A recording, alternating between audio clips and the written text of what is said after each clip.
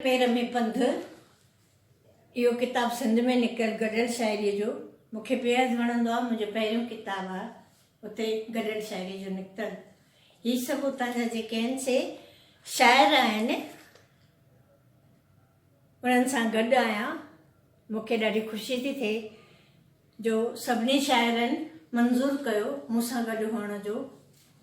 त उन मां हिकिड़ो जेको आहे सो गज़ल पढ़ी रही आहियां, पेर पेर में पंध किताब मां।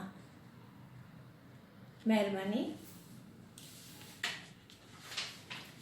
इन में मूंखे जेको गज़ल वणंदो आहे, ज़िंदगीअ खे आज़माईंदा रहियासीं, ज़िंदगीअ खे आज़माईंदा रहियासीं, ग़म जा गीत बि गुनगुनाईंदा रहियासीं, ग़म जा गीत बि गुनगुनाईंदा रहियासीं।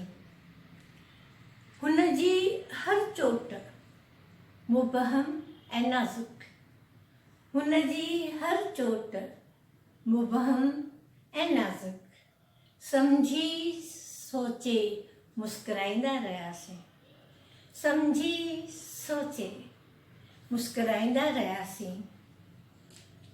जेकी बि ज़िंदगीअ ॾिनो आज़मूदो, जेकी बि ज़िंदगीअ ॾिनो आज़मूदो, कौड़े खे मिठड़ो बणाईंदा रहियासीं, कौड़े खे मिठड़ो बणाईंदा रहियासीं।